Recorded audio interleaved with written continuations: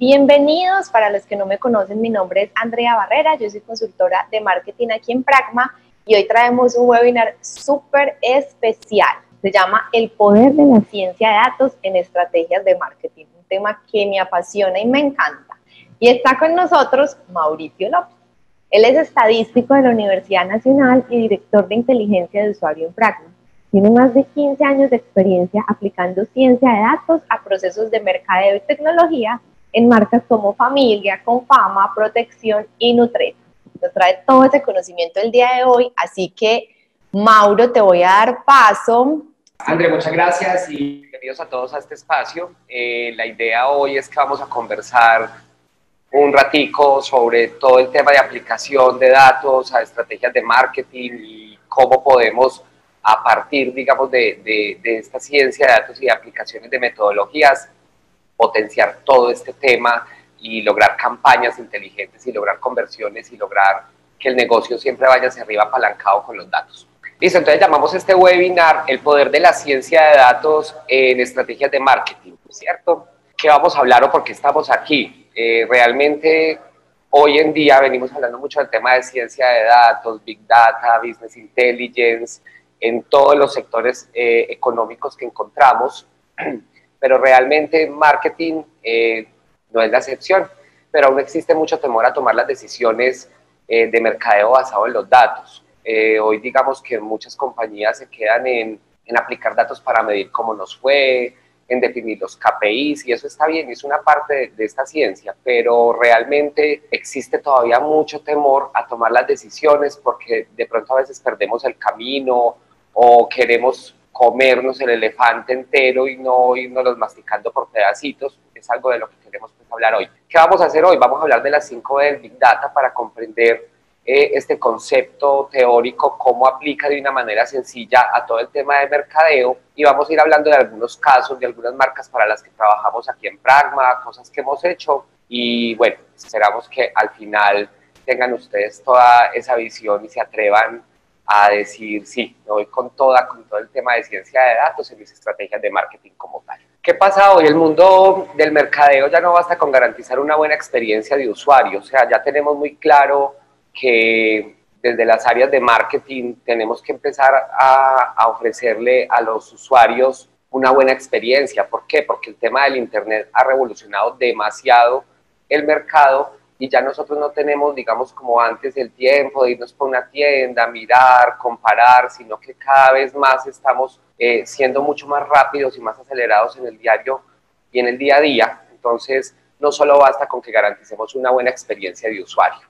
¿Qué necesitamos hoy? Sorprender, llegar, entender las necesidades de ese usuario, no tanto como que me parece lindo mi producto o este es el ADN de mi marca. Esas son cosas que vienen dadas y siempre van a estar, pero debemos encontrar esas soluciones a la medida de las necesidades que estamos levantando de nuestros públicos como tal.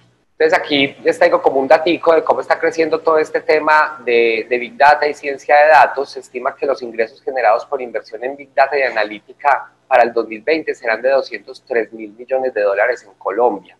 Si comparamos esto con 2016, que la inversión estuvo alrededor de los 130.000 millones, vemos que pues casi, digamos, el doble en 4 años. Este es un tema que viene creciendo mucho y que aunque, como les decía al inicio, hay mucho temor a tomar las decisiones a partir de los datos, es un tema que finalmente viene creciendo exponencialmente y que todos se están montando porque saben que los datos son ese activo valioso para las empresas y que hay que explotarlo para poder generar y lograr esos objetivos de negocio como tal. Vamos a hablar entonces un poquito de qué son campañas inteligentes. O sea, la ciencia de datos ayuda a que las campañas realmente tengan unas conversiones grandiosas, que logremos esos resultados esperados. Yo aquí pongo siempre un ejemplo muy sencillo. Digamos que vamos a salir con una campaña de marketing y desde la publicidad, desde la creación de la creatividad y el diseño, todo está muy bien hecho, pero decidimos simplemente enviarlo a toda nuestra base de datos de usuarios. Entonces supongamos que tenemos 1 millón de clientes en nuestra base de datos y mandamos esa campaña súper espectacular. Ahí nos respondieron 100.000 personas. Entonces, qué tristeza cuando termina la campaña, que lleguemos, digamos, cómo era de bacana esta campaña, cómo era de bonita, todo lo que se trabajó con ella, y obtuvimos un 10% de efectividad. conciencia de datos no es que nos resuelva que la gente o le vamos a cambiar el pensamiento a las personas. Nosotros aplicando, por ejemplo, un modelo de propensión de respuesta a la campaña, encontramos que de ese 1.000.000 de usuarios deberíamos realmente comunicar a 200.000.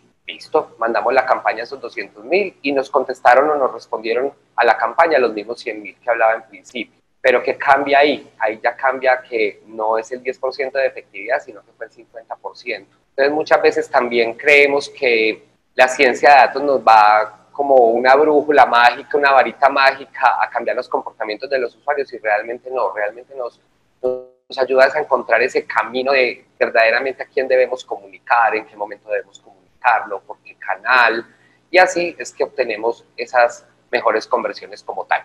Aquí traigo unos daticos que también nos preguntan mucho qué es una campaña buena, qué es una campaña mala, una campaña de email marketing, cuánto debo esperar de aperturas, de clics. Entonces vamos a partir de este referente de que una apertura buena está a partir del 32% y en apertura de email marketing en específico y de clics del 7%. Y vamos a hablar de uno de nuestros clientes preferidos, Confama. Confama, tenemos varios proyectos con ellos y nació una necesidad que era cómo vamos a apalancar el tema de las matrículas en sus cursos. Como sabemos, Confama presta un tema educativo muy grande, una gama de cursos gigantesca y habían muchos datos. Entonces partimos como, bueno, no vamos a hacer campañas simplemente por hacerlas, sino que realmente cogimos los datos y a partir de esas bases de datos históricas construimos un modelo de recomendación. Ese modelo de recomendación, imaginemos que tenemos 1.000 clientes, 1.000.000 de clientes, y para cada uno de estos se calculó cuál era la probabilidad de que se matriculara o no en un curso específico. ¿Cuáles son los pasos con los que diseñamos esas campañas inteligentes para Confama? Primero corrimos ese modelo de recomendación, obtuvimos todas las probabilidades de matrícula en un curso o en otro, de acuerdo a las unidades organizativas. Unidades organizativas, entiéndase como una puede ser deporte, otra puede ser arte, otra puede ser cultura.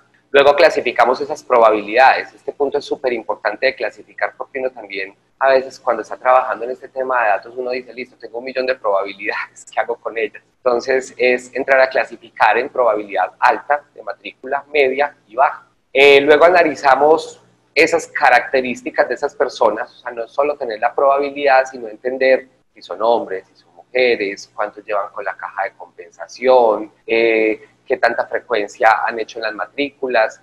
¿Para qué? Para entender muy bien el mensaje. También, digamos, un llamado al marketing es el tema de la personalización de los mensajes. No podemos estar comunicando a todos los usuarios de la misma manera. Los jóvenes, los adultos, las personas que llevan mucha antigüedad con una marca o que son nuevos, deben tener un mensaje diferente. Y esto nos ayuda también a aumentar esas conversiones de negocio. Y aquí es donde viene ese matrimonio de datos y publicidad. Muchas veces también se está creyendo que es que la ciencia de datos está reemplazando el tema de la publicidad. No, realmente es un matrimonio que se debe hacer muy juicioso, en el que los datos nos dan ese camino para que la creatividad, el diseño y la publicidad puedan acotar mejor esos mensajes en cada uno de los canales como tal. Y aquí es donde entramos pues ya a diseñar las comunicaciones. Como les digo, la idea es generar ese mensaje a todos los públicos que encontremos desde los datos. Salimos a producción y ya les voy a mostrar un poquito qué resultados obtenemos. Entonces digamos que este fue el journey de comunicación. Hicimos primero un envío, digamos, masivo a 42.400 usuarios, y aquí empezamos a obtener unas conversiones muy chéveres. Tuvimos en apertura un 31.62% y en clics, que fue, digamos, donde la rompimos duro, fue del 29.77%. Recuerden que nos basamos en que una buena práctica de apertura está alrededor del 32% y de clics del 7%. Aquí el clic fue súper buena, fue la tasa de conversión como tal. ¿Qué estábamos buscando con la campaña? Estábamos buscando personas que se habían matriculado en cursos de arte, que se matricularan a algo, por ejemplo, en otra unidad organizativa de deporte, y viceversa, que la gente que se hubiera matriculado en deporte, queríamos llevarla a que se matricularan a un curso de arte, y ahí nació la campaña Complementarte como tal. Entonces, digamos que a las personas que habían estado matriculadas en deporte y que les recomendamos arte, obtuvimos una apertura del 22% y de clics del 20%.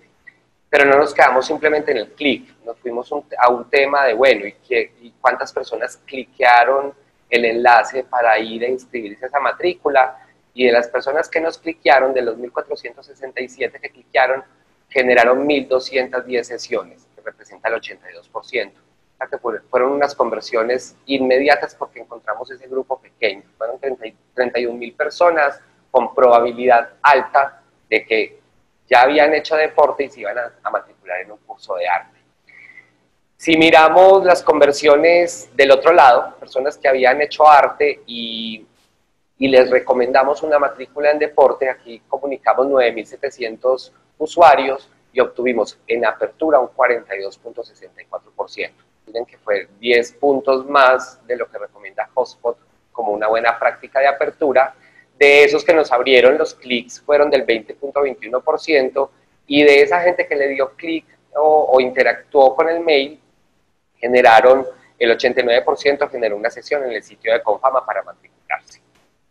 Hicimos un refuerzo pues en el camino, un SMS, también, digamos, es una muy buena práctica de no quedarnos simplemente de sacar una campaña a producción y esperemos a que termine a ver cómo nos va, sino que hay que empezar a monitorear esas campañas día a día, idealmente, para ir tomando acciones, porque pues, la ciencia de datos y los datos, aunque lo tenemos muy claro que no tienen discusión, es un tema también que hay que estar monitoreando, y en el camino hay que hacer cambios también. Listo, cuando hablamos de medición entonces, miren que lo que acabamos de ver, sí, cliquearon, aperturaron, iniciaron sesiones, pero nosotros tenemos que empezar a ver cuáles son esos perfiles. Entonces, en la medición de esta campaña, digamos, lo que hicimos fue quiénes fueron los que nos abrieron, quiénes fueron los que nos cliquearon, y no menos importante, quiénes fueron los que no nos respondieron a la campaña como tal. Entonces, acá en la imagen que estamos viendo, digamos que es el segmento apertura, la gente que nos abrió, los clasificamos en edades. Otra vez vuelvo al tema de la clasificación. En una base de datos tenemos las edades de todo mundo, pero ¿qué hacemos con todo eso? Entonces, mediante el análisis de la distribución de esas edades, clasificamos a las personas entre menores, mayores, jóvenes, adultos, con unas reglas de clasificación. Vemos que acá la mayor apertura pues, de la gente que teníamos la edad fueron los menores como tal. Revisamos también en qué categoría de la caja de compensación estaban estas personas. Hicimos todo el tema de las unidades organizativas, entonces, quiénes fueron los que más nos respondieron y el género como tal. Entonces, otra vez, es muy importante no solo medir la campaña en términos de quién abrió, quién cliqueó, sino también, venga, ¿y estas personas quiénes son?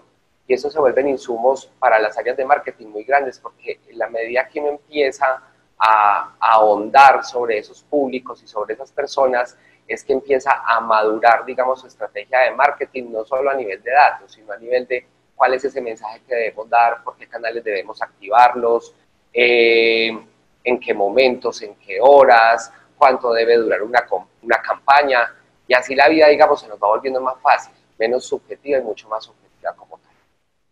Entonces acá es donde venimos a hablar un poco de que el mercadeo ha cambiado, y el mercadeo antes, digamos, los de la vieja escuela, hablábamos de las 4 P del mercadeo y todo estaba muy centrado en el producto, en la vitrina, en yo voy a hacer algo muy atractivo desde el producto y pues la gente que pasa y se enamore, bienvenida.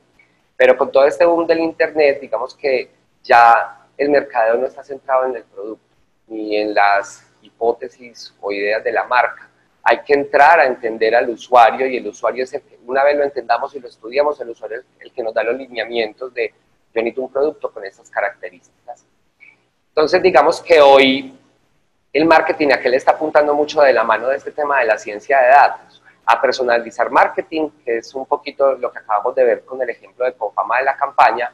O sea, cómo yo empiezo a sentir que la marca me conoce, cómo yo empiezo y me sorprendo y digo, la gente cómo me llega con este mensaje que sí va conmigo, y ese es el marketing personalizado. Predicción de la demanda, aquí no es solo demanda, puede ser cualquier indicador que queramos modelar. La idea es ir un paso más allá, no quedarnos esperando a ver qué sucede, sino tener unos indicadores predictivos. La optimización de precio, y las campañas basadas en marketing predictivo, que es un poco lo que vimos también de cuáles son las probabilidades de que una persona me responda o no, y con base en eso tomo las decisiones y el despliegue de la campaña como tal. Entonces, como les contaba en principio, la idea en este espacio es que vamos a hacer un recorrido con el término muy mencionado Big Data y las 5B del Big Data. Para quienes no la conocen, digamos que un proyecto de Big Data debe cumplir con estas 5Bs, que son velocidad, valor, volumen, variedad y veracidad. Vamos a mirar cada uno de ellos, muy enfocado nuevamente a temas de marketing. O sea, esto cambia mucho por sector. Si hablamos de financiero, de producción de materiales o de cosas, cambia demasiado. Acá lo vamos a ver desde una visión de mercadeo. Entonces, empezamos con velocidad, y velocidad no implica en línea. ¿Qué pasa muchas veces? Cuando hablamos de Big Data, y si nos vamos a la literatura que hay en Internet, cuando se relaciona la velocidad del Big Data, empezamos que este tiene que ser en línea, que yo tengo que tener la información, pero no siempre aplica de esta forma. O sea, si bien la velocidad, por ejemplo, en el cálculo de indicadores es importante, este no debe ser el atributo que define el éxito del proyecto. O sea, yo puedo tener procesos que se corren en la noche y tener información en la mañana, y es válido, y eso no me va a cambiar el negocio. ¿Esto qué implica? Que la diferencia en costos, estos proyectos de Big Data, muchas veces las empresas nos encontramos como, yo quiero hacer Big Data, yo quiero aplicar Big Data, ¿cuánto cuesta? Y ahí es donde retroceden un poco, pero es por lo mismo, porque empezamos que tiene que ser modelos en línea. Los modelos no siempre tienen que ser en línea, tenemos que entender muy bien cuál es la necesidad y definir. Y si no es un proceso en línea, ahí mermamos muchos costos, por ejemplo.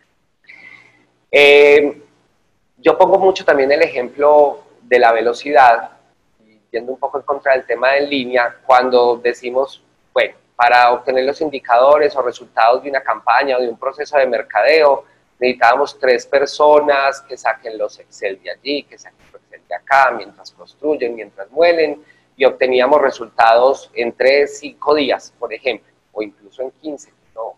Se encuentra con empresas donde obtener la información y los cálculos es muy demorado. Implementamos Big Data y empezamos a obtener que una persona en 2 días obtiene la misma información que antes 3 personas obtenían en 15. Ya ganamos, esa es velocidad realmente. Entonces, ahí es donde quiero dejar este punto, de que la ganancia de los modelos de Big Data, cuando ganamos velocidad, no es tener en línea, es que estamos ganando tiempo, ¿cierto? Y eso ya es ganancia para cualquier empresa. Pero entonces, por eso, al principio del proyecto debemos tener muy mapeado cuánto nos demoramos antes de y cuánto estamos ganando luego de que implementamos el proyecto. El valor. Si antes de iniciar el proyecto no se tiene claro lo que queremos resolver, será difícil encontrar el valor en los entregables. Yo me encuentro mucho con casos en los que les dicen a uno, Mauro, queremos implementar Big Data, Machine Learning o cualquier tipo de iniciativa de ciencia de datos en la empresa. Y uno les devuelve la pregunta como, ¿pero qué es lo que estás buscando? ¿Cuál es el dolor que querés resolver? ¿O qué son los resultados que estás esperando? No, yo quiero Big Data porque los datos, porque veo que todo el mundo está montado en ese cuento. Entonces, el tema del valor realmente tienen que estar muy claros antes de arrancar en este tema. Yo quiero subir las ventas, yo quiero disminuir la operatividad en los procesos, yo quiero ganar nuevos clientes, yo quiero que mis clientes actuales aumenten su frecuencia de compra o aumenten su ticket promedio, y eso es lo primero que tiene que hacer. Big Data no se trata de implementar una herramienta ni de aplicar el algoritmo más sofisticado. Big Data, muchas veces uno cuando arranca, bueno, sí, miremos los modelos predictivos. No, vení, miremos primero la estadística descriptiva, cómo está parado el negocio frente al usuario como tal. Entonces, el valor no se trata de aplicar el algoritmo más sofisticado y el programa de moda, porque el tema es muy cambiante realmente, sino que nosotros tenemos que tener un foco muy claro, que por lo general, ¿qué es? Que las ganancias crezcan y que el objetivo de negocio se esté cumpliendo. Como lo hablábamos ahora, este tipo de proyectos son muy costosos y no podemos gastarnos la plata simplemente diciendo que implementamos Big Data, sino que tenemos que estar muy pegados al ROI. En cuánto tiempo vamos a recuperar esta inversión, cuáles son las ganancias, qué es lo que estoy buscando. Otro factor importante acá es la reducción de la subjetividad. O sea, cuando empezamos a analizar data, lo que queremos las personas que trabajamos en este tema es reducir la subjetividad. Y acá pongo un ejemplo. Uno también conversa, es que mis usuarios no usan smartphones porque son de estratos muy bajos. O cuando vamos, por ejemplo, a estudiar el tema de los minimercados o de las tiendas, no, es que esto es un nicho que es muy poco digital, o sí o no. No, estas son conversaciones de hipótesis que tenemos, pero el tiempo ha cambiado y el tiempo ha cambiado para todo y las tendencias son muy distintas. Entonces es tratar un poquito de dejar esos supuestos que tenemos alrededor de nuestro nicho de mercado y en verdad entrar a estudiarlo desde los datos y concluir realmente cuáles son esos hábitos digitales y no digitales de los usuarios. Volumen. Acá también cuando nos vamos a la literatura en internet, leemos mucho, pero una de las preguntas es ¿qué es muchos datos y qué es pocos datos? Entonces cada negocio tiene su reto a partir del volumen de datos y no podemos confundir volumen con alguna medida de referencia. Acá, por ejemplo, yo también doy un ejemplo y es la data en un sector, por ejemplo, de vehículos. O sea, un usuario cada cuánto cambia un vehículo, distinto a un usuario cada cuánto compra papel higiénico, leche. Entonces, la generación de la data, de acuerdo a los sectores, es muy diferente. Entonces, pararnos en hablar qué es mucha o poca data realmente no tiene sentido. Lo que sí tiene sentido es la pregunta, venga, ¿hasta dónde la data que tenemos la hemos explotado para convertirla en información valiosa? Entonces, el volumen de los datos es una componente que sí va relacionada con la herramienta que se decía usar en el proyecto. Otra vez el tema del precio. Hay herramientas muy costosas, hay herramientas libres de licenciamiento. Entonces, acá no es irnos a la loca de que, no, yo necesito que mi negocio esté con X o Y de herramienta porque es lo que está mandando la parada, no. Hay que evaluar cuánto volumen de datos tenemos, qué tanta velocidad necesitamos procesarla, qué son esos objetivos de negocios que queremos romper y al final escoger la herramienta, porque pues si no necesitamos moler volúmenes gigantes de datos, pues no tenemos que irnos a una herramienta muy robusta, por ejemplo, y igual vamos a obtener los mismos resultados. En la variedad, no solo es importante la información propia, podemos hacer uso de información pública muchas veces y esa información pública nos puede ayudar a resolver una necesidad. Y acá vamos a ver el caso, una vez con mi equipo nos enfrentamos a un gimnasio, una marca muy importante acá en el país, queríamos entender cómo una sede nueva o cuándo más bien iba a llegar a sus usuarios ideales. Entonces digamos que el reto en ese momento era entender cuándo una sede de esta marca de gimnasios iba a llegar a 3.500 usuarios activos. Nosotros, listo, no, maravilloso, entréguenos las bases de datos y empezamos a modelar este tema. Pero había un problema con el que se enfrenta uno mucho y es el acceso a la data. Entonces en su momento nos dijeron, no, está muy complejo tener el acceso a las bases de datos, ¿qué podemos hacer? Entonces nos sentamos con el equipo y empezamos a conversar y dijimos, bueno, empecemos a explorar qué información pública tenemos, a ver qué podemos modelar y cómo resolvemos esa necesidad de cuándo va a llegar una sede a sus 3.500 usuarios activos. Cuando empezamos a explorar, encontramos, por ejemplo, en los portales del DANE, en todas las páginas de la gobernación, de la alcaldía de Medellín, del DANE, hoy hay mucha información pública.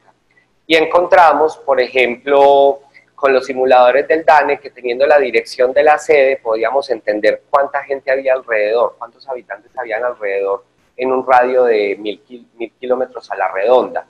Y esa población la podíamos clasificar por tipos de edades y por género. Entonces ya sabíamos un dato súper importante. Encontramos también el índice de seguridad del sector y adelantándome un poco a los resultados del modelo, resulta que esta fue la variable más importante al momento de montar una sede en algún lugar. Entonces empezamos a encontrar ya información muy importante y le contábamos a la marca como, venga, antes de pensar en una sede, evaluar el índice de seguridad del sector porque es una variable determinante para que una persona vaya o no vaya a esa sede como tal. El estrato socioeconómico, levantamos cuáles eran los competidores en gimnasios acceso a transporte público, aquí encontrábamos cuáles eran las estaciones cercanas del metro, las rutas de buses que estaban cerca del sitio, centros de entretenimiento alrededor de la sede, centros educativos, universidades también fue una variable que encontramos, y una variable que sí nos daba la marca como tal, y era cuántos meses llevaba en operación la sede, porque claramente pues una sede nueva tiene un comportamiento diferente a una que ya se haya inaugurado como tal. Aquí encontramos, testeamos varios tipos de modelos, al fin nos fuimos por un tema de árboles de clasificación, y el resultado nos daba mes a mes cada sede cuándo iba a encontrar esos 3.500 usuarios activos como tal. Entonces encontrábamos sedes, por ejemplo, que a los 3 meses iban a lograr esos 3.500 usuarios activos, pero encontrábamos otras sedes que pronosticábamos que para lograr ese número tendría que esperar año y medio. Entonces dirán ustedes, pero bueno, ¿y esto qué tiene que ver con marketing o cómo impacta? Y a mí me gusta siempre hablar del tema de la platica. Entonces ahí los resultados del modelo era, venga, a esta sede que en 3 meses orgánicamente va a alcanzar los 3.500 usuarios, dejémosla quieta. O sea, sigue con tu estrategia de marketing y de comunicación como lo vienes haciendo. Pero para esa sede que iba a demorar año y medio, sí, venga, hagamos más esfuerzos allá, el evento de que llevamos un influencer, que la gente venga, que vamos a hacer una campaña, vamos a hacer descuentos, y así, miren que el pronóstico no es para la gente de datos decir, uy, qué tesos, que al año y medio lograron los 3.500, sino por el contrario, o sea, romper ese pronóstico y que no fuera año y medio, sino que fueran 6 meses. Entonces, este modelo, con información pública, ayudó demasiado a la marca a definir cuál era ese presupuesto de mercadeo por sede que tenía que aplicar, y los resultados, pues, se fueron dando maravilloso de acuerdo a la planeación que hicimos como tal. Vamos a otro tema que es la veracidad, y acá en el tema de la veracidad, digamos que es un poquito de jalón de orejas a las personas que trabajamos en datos. Cuando uno presenta los resultados de los modelos y de las segmentaciones y de todo lo que aplica en ciencia de datos, digamos que uno se siente muy orgulloso porque por debajo es un trabajo muy grande, pero nosotros tenemos que ser veraces con la información. O sea, un proyecto de Big Data muere porque se encerraron los ingenieros, los científicos de datos, los analistas de datos, 6 meses, 4 meses, y al final llegamos y damos unos resultados que nuestros usuarios finales, las personas de marketing, dicen, ay no, pero vení, a mí este dato no me cuadra. A mí este dato, encima que llegamos a decirle que tienen que cambiar culturalmente la forma en la que trabajan porque tienen que hacer uso de otras herramientas, llegamos con unos datos que no son o que no cuadran, y eso es gravísimo, y ahí ya perdemos la credibilidad y levantar ese proyecto se vuelve imposible. Nosotros en Pragma trabajamos mucho el tema de agilismo con varias marcas, y realmente en ciencia de datos también hay que montar este tema de agilismo. Entonces tenemos que empezar a dar victorias tempranas. El negocio no espera. Nosotros no podemos llegar a hablar de que vamos a hacer un proyecto que en año y medio estamos dando los primeros resultados, porque es que el negocio no para, y son inversiones muy grandes como tal. Otro tema, por ejemplo, de los datos. O sea, nosotros decimos, el promedio de compra de un usuario es 400.000, y otra persona dice, no, el promedio de compra es de 200.000. Ojo, ¿en qué escala de tiempo estamos calculando ese promedio? ¿Cierto? Entonces también nosotros tenemos que ponernos en los zapatos de nuestro cliente final de marketing para que esos datos sean claros, que ellos puedan interpretarlos de una manera muy sencilla. Nada ganamos diciendo somos los más tesos en datos y le estamos enredando la vida a todo mundo al interior de la compañía o de la empresa. ¿Por qué también mueren los proyectos de Big Data? La reportería tiene que ser muy importante, y la reportería no puede ser nuevamente basado en el ego de la persona de datos. Entonces, a veces vemos unos dashboards que hablan de correlaciones, probabilidades, regresiones logísticas, algoritmos, pero eso no es lo que necesita nuestro usuario, eso no es lo que necesita la persona de marketing. O sea, yo no puedo, en el caso de los gimnasios, llegar a hablar de cuál es la correlación del índice de seguridad con la compra de un usuario. Tengo que hablar de cuántos usuarios están inscribiendo y de cómo vamos con los 3.500. Entonces, muchas veces también nos pegamos de que la reportería es lo que nos trae la herramienta como tal, o que las áreas de ingeniería o las áreas de datos son los que proponen esa visualización, esos indicadores. Esto tiene que ser un trabajo conjunto. Yo tengo que entender la persona de marketing con qué se está midiendo y tengo que mostrarle ese indicador, cómo lo está logrando, y que la persona abra la reportería, el dashboard y diga, uy, no, qué nota esta información que me están trayendo, sé dónde estoy parado, sé cómo estoy logrando las cosas, sé lo que tengo que mejorar. Pero si yo llego a una persona de marketing y le saco un dashboard con un montón de datos, letras chiquitas, numeritos enredados, muy bacano para uno como estadístico, como científico de datos, pero realmente no estamos resolviendo nada y nos estamos volviendo en un dolor de cabeza para ese usuario al interior de la empresa como tal. Otro tema aquí en la reportería, y quiero hacer como un paréntesis, ya que leo la palabra segmentación, estamos confundiendo mucho este término. La segmentación no es un filtro. Entonces, cuando hablamos de segmentación, es que la segmentación mía son hombres de 25 a 35 años, de Antioquia y de Cundinamarca, que no sé, tienen esas características. Esos son filtros, eso no son segmentaciones. El tema de la segmentación debe ser cuidado también y tocado con, hay varias metodologías desde la ciencia de datos, de modelos de segmentación, y tienen por debajo un tema técnico muy importante que finalmente es el que nos dice si váyase por este camino, porque están basados en los datos y con confianza.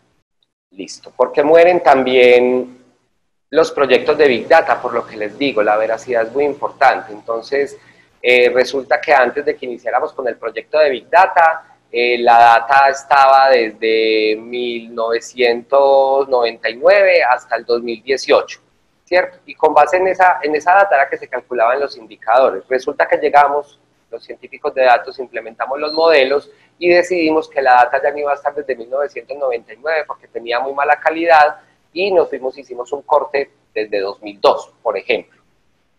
Si nosotros no le contamos esto a la gente de negocio, ahí es donde perdemos la veracidad, porque lo mismo, la data, si hacemos un cálculo de un simple promedio desde el 99 hasta el 2018, va a ser muy distinto a un promedio desde el 2002 hasta el 2018.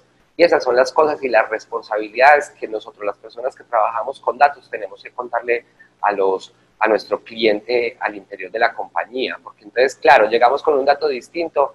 Esta gente que habrá hecho, yo no confío, yo voy a seguir trabajando con mi Excelcito que tengo guardado y con esto es que me voy a guiar y que esos de datos sigan con su proyecto de Big Data como tal.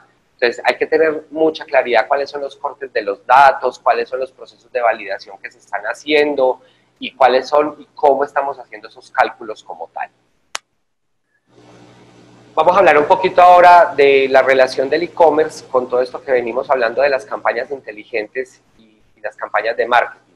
Entonces, otra vez algunos datos. El 80% de los internautas en Colombia consultan o comparan en línea las características de los precios y los productos que van a adquirir. O sea, de cada 100, 80 entramos y chismoseamos dónde está más barato, cuáles son las características como tal.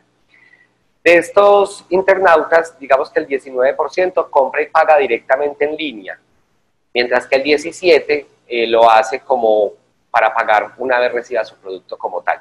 Porque quiero mencionar el tema de e-commerce acá, porque digamos que hasta donde hemos hablado un poco es un tema de campañas, de conocimiento del usuario, de relacionar al usuario con la marca, de fortalecer esa relación, pero el mundo del e-commerce no puede estar separado de eso. O sea, yo si tengo un e-commerce, no puede estar manejado por el área de ventas y el tema de relacionamiento y comunicaciones por aparte.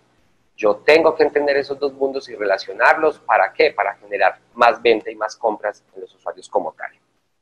Entonces acá, por ejemplo, lo que les digo, las segmentaciones son muy importantes. La segmentación no es clasificar hombres y mujeres. La segmentación es, por ejemplo, encontrar un grupo de personas que, no sé, pues, son en edades medias y adultas, con ofertas personalizadas entre 120.000 y 350.000 y asociado a lo que llamamos canastas de consumo para toda la familia.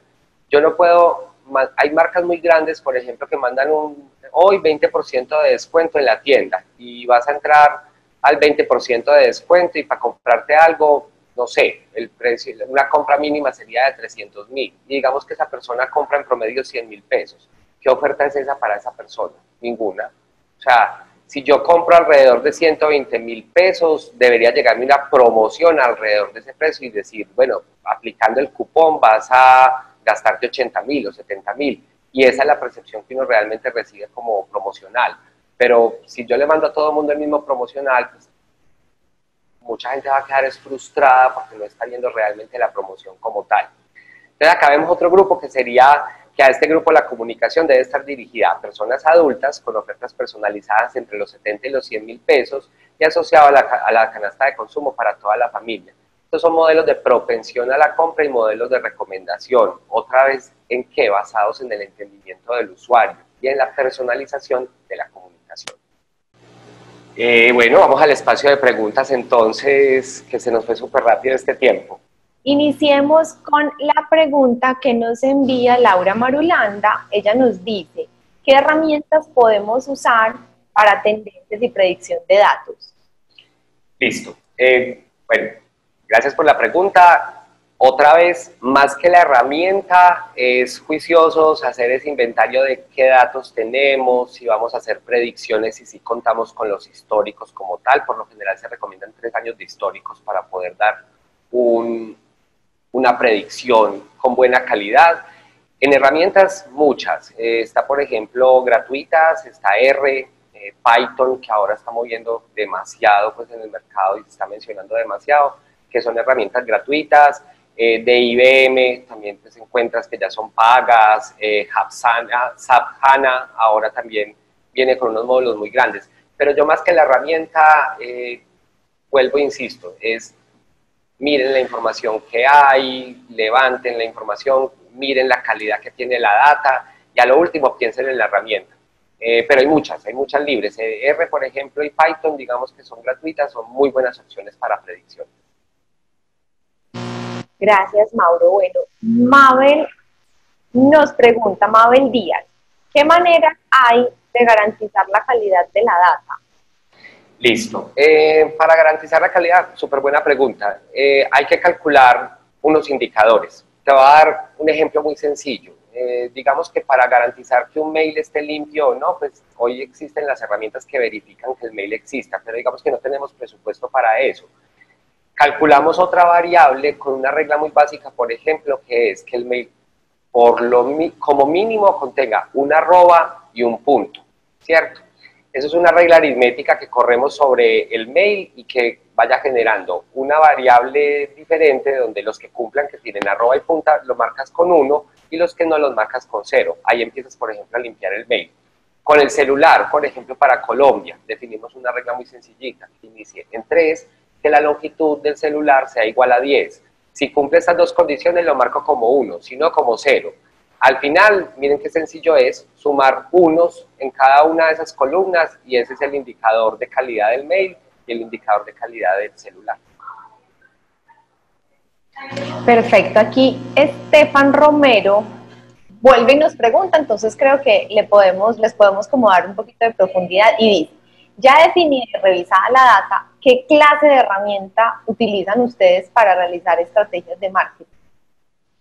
Bueno, pues a nivel de análisis de datos, como les contaba, usamos Python y R para predicción, usamos también las herramientas de IBM Modeler, también para estadística descriptiva, por ejemplo, nos gusta mucho. Manejamos en general muchas herramientas. Ya digamos, cuando vamos a ejecutar los resultados, trabajamos también con las herramientas, por ejemplo, de comunicación de email marketing y SMS de IBM, que se llamaba antes, ¿qué me fue? Ahora se llama Acoustic. Es una herramienta muy chévere donde automatizamos todos esos resultados de segmentación y todas las comunicaciones para que las cosas sean muy rápidas. Entonces, digamos que de análisis tenemos una suite de herramientas muy variada. Ya para ejecución, digamos, de las campañas, automatización de los procesos y medición, usamos, por ejemplo, para reportería Google Data Studio, que es gratuito y es súper chévere, pero también manejamos Power BI. No nos casamos con una herramienta, la verdad nosotros y cada cliente tiene una necesidad muy distinta y los presupuestos son muy diferentes, entonces el mensaje que he querido darles en este espacio y que así trabajamos en Pragma es: no nos preocupemos por la herramienta, preocupémonos por el conocimiento y la aplicación de las metodologías. Perfecto, Mauro. Diana Sánchez nos dice, hablabas de tener una correcta segmentación. ¿Nos podrías dar, por favor, algún ejemplo? Listo. Te voy a responder en casos muy sencillos. Si nos estamos enfrentando, por ejemplo, a un programa de fidelización, vamos a diseñar un programa de fidelización para una marca, ahí se aplica un modelo muy tradicional y que es muy transaccional, que es un RFM. Presencia, hace cuánto el cliente me está comprando, frecuencia, cuántas compras me ha hecho y monto, ¿cierto? ¿Por qué se decide esta segmentación para un programa de fidelización? Porque yo necesito llevar a los del segmento bronce a que se me conviertan en oro, ¿cierto? Pero si por el contrario yo quiero modelar o diseñar un modelo de segmentación para generar fidelidad o afinidad en las comunicaciones, se usa mucho árboles de clasificación o clusterización. Estos modelos, a diferencia del RFM, no me dice cuál es oro, cuál es plata, sino que me agrupa unos segmentos en los que, no sé, a partir de variables, por ejemplo, como el estado civil, encontraremos algunos hallazgos. Y aquí les doy un ejemplo. Para una marca de venta por catálogo, alguna vez estábamos evaluando y aplicamos un tema de clusterización y encontramos, por ejemplo, que los premios que se le daban a la fuerza de ventas deberían ser distintos a las viudas que a las diferentes vendedoras en otros estados civiles. Y empezamos a ahondar desde la investigación que qué pasaba, y era que las vendedoras que eran viudas querían mucho más premios de esparcimiento con sus hijos, educación para sus hijos, cómo ganar tiempo libre. Entonces, hay muchos modelos. ¿Cuál se decide? Dependiendo de la necesidad que se tenga y qué es. Es un modelo de segmentación para un programa de fidelización, es algo para subir el ticket promedio de mis clientes, es algo para entender los diferentes clústeres y cómo los comunico, entonces se escoge diferentes. Regresión de logísticas, por ejemplo, también se usan mucho para segmentar como tal. Gracias, Mauro. Nos pregunta Ignacio Gutiérrez.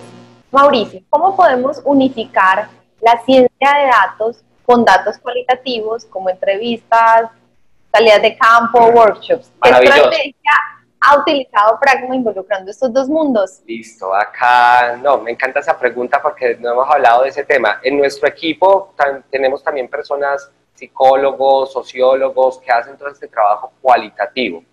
También, ¿cuál es nuestro mensaje en ese tema? O sea, uno hace una investigación quali, llegan, presentan una PPT, encuentran unos dolores, encuentran unos hallazgos, y uno no sabe si queda más preocupado o tranquilo como tal. ¿Qué hacemos nosotros? Cuando encontramos unos patrones desde lo cualitativo fuertes, lo que hacemos es que aplicamos modelos de extrapolación para que esos resultados cualitativos queden marcados en las bases de datos. Entonces, por ejemplo, el heavy user o los journey map que levantamos, tratamos de las características de los segmentos cualitativos, extrapolarlos a las bases de datos. Entonces, que simplemente no tengamos la información transaccional de compras, sino que los marcamos dentro de la base de datos con los resultados cualitativos. Y es súper importante, lo que mencionas es que eso no puede ir, o sea, no pueden ir desligados.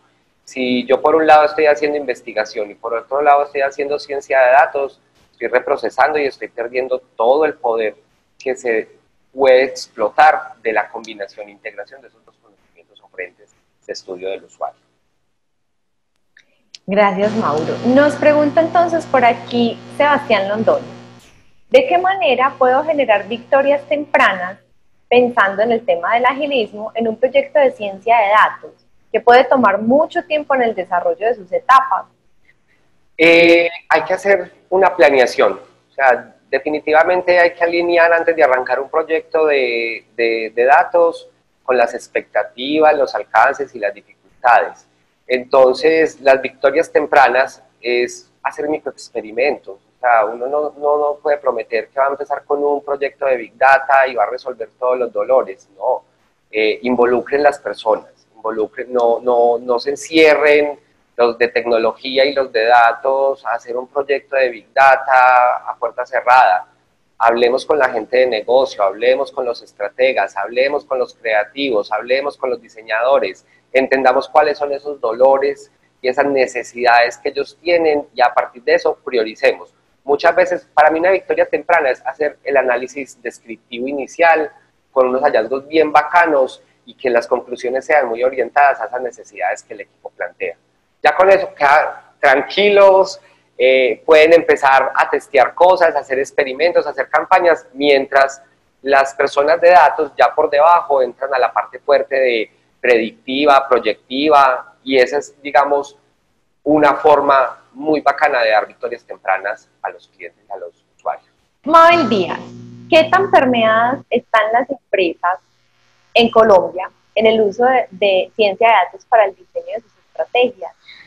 Es un tema que ha venido creciendo exponencialmente, pero falta. Digamos que a nivel técnico, en mi percepción, las empresas están bien, pero se está cometiendo ese error de pensar en la herramienta. O sea, se está cayendo demasiado en cuál es la herramienta, cuál es la herramienta, cuál es la herramienta, en mirar resultados, pero en no tomar decisiones. Entonces, si bien ha venido creciendo el tema, yo creo que estamos muy fríos en dejar ese temor, como les contaba al principio, de venga, el dato nos está diciendo esto, el pronóstico nos está diciendo esto, tomemos la decisión y hagámoslo. Ahí, digamos, estamos todavía un poquito temerosos, y la preocupación por el tema de la herramienta, que no debe ser. Pero es un tema que viene creciendo y creciendo rápido. Mira las cifras que les contaba ahora, la inversión en analítica de hace 4 años y lo proyectado para el 2020, gigantesco. Gracias, Mauro. David Loaiza nos pregunta, hoy en día empresas como Netflix, Uber y Amazon han trascendido sus negocios a partir del uso de la data. Con todo lo que nos has compartido, ¿qué recursos podrían utilizar las grandes y medianas empresas del país para aspirar a ser como estas en términos de personalización e inteligencia de usuario? Bueno, Davison, ahí el tema no es, o sea, muy bacano tener los referentes, pero yo creo que no es tratar de perseguirlos. Yo creo que en el tema de ciencia de datos, cada negocio es muy particular, cada marca es muy particular, los modelos empresariales influyen mucho y la cultura al interior de la empresa. Entonces, yo creo que es definir, no quiero ser Netflix, quiero ser Amazon, quiero ser Uber, sino plantear muy bien ese camino, no arrancar a la loca. O sea, otra vez, no es comprarme una herramienta de Big Data, contratar 2 científicos de datos y sacar datos y moler y presentar, sino que esto es un tema que tiene que ir muy ligado a la estrategia. Entonces es plantear ese foco a dónde quiero llegar, qué es lo que quiero resolver, en qué quiero convertirme y definir los pasos para llegar hasta allá. Perfecto. José Luis Olivar nos pregunta que cuáles son esos parámetros que utilizas normalmente para clasificar y determinar la calidad de la información. Bueno, con los temas de calidad, como les contaba en una de las preguntas anteriores, es definir unas reglas, ¿cierto? Vuelvo y pongo el ejemplo del mail, que contenga una arroba y un punto, del celular como tal. Pero digamos que el tema de calidad es algo que no debe terminar nunca. O sea, siempre y constantemente se tiene que estar pensando en la calidad. Entonces también pongo ejemplos en los formularios de registros en las páginas web, por ejemplo. Empezar a montar las validaciones de que si me meten en el celular un carácter letra no deje avanzar en el formulario, que si está ingresando un mail, por ejemplo, y no metió una arroba, tampoco lo deje avanzar en el formulario. Entonces el tema de la calidad debe ser un objetivo constante. O sea, uno toma una foto de cómo estamos hoy, digamos cuando arrancamos el proyecto de datos. Venga, todo lo que podamos calcular de calidad, pero no es simplemente calcularla, sino empezar a tomar esas acciones de cómo mitigamos que nos entre información mala como tal. Perfecto. Ignacio Gutiérrez nos pregunta, ¿qué metodologías de trabajo usan para aumentar las sinergias entre data y mercadeo? Más allá de la entrega de datos, ¿crean células de trabajo, sprints u otras formas de trabajo colaborativo entre estas dos áreas? Sí, no, total. Aquí en Pragma yo creo que es de lo más chévere que uno se encuentra cuando entra a trabajar acá. Y es que si bien nosotros somos el área de datos y de inteligencia de usuario, estamos en constante conversación con el estratega de la marca, con el creativo de la marca, con los diseñadores, con el comercial, y se generan esas discusiones porque los puntos de vista son muy distintos y es un tema muy bacano y es una práctica que yo creo que toda empresa debe tener, lo que tú mismo dices en la pregunta. No se trata de que por allá el área de datos esté entregando un reporte y eso empiece a correr de un lado para otro. Se trata de sentarse y generar las discusiones a partir de los resultados y ceder, porque muchas veces también desde los datos creemos que se debe hacer de esta forma y de esta forma, pero la vida real es otra, ¿cierto? Entonces es también lo que tú dices, generar la sinergia constante, conversar, discutir y llegar a acuerdos desde todas las vistas del usuario. Jorge Herrera nos pregunta, ¿dónde puede aprender más de ciencia de datos para marketing y publicidad? Bueno, nuestro blog es una maravilla. O sea, el mes pasado incluso, ¿fue el mes pasado, André, o hace dos, que era el tema de ciencia de datos? Generamos varias entradas. Hay mucha literatura alrededor de estos temas, de acuerdo a la necesidad que tengas. O sea, IBM tiene también dentro de su página mucha información muy valiosa, Hotspot, hay mucha literatura. Yo creo que es más de acuerdo, si nos cuentas un poquito más la necesidad puntual que tienes, poderte recomendar algo más acertado. Así que bueno, Mauro, muchísimas gracias por este espacio, por aceptar la invitación. Te esperamos nuevamente porque sé que tienes muchos temas muy interesantes. Y a todos ustedes, muchísimas gracias por su participación y los espero en una próxima ocasión. Chao, chao. Chao.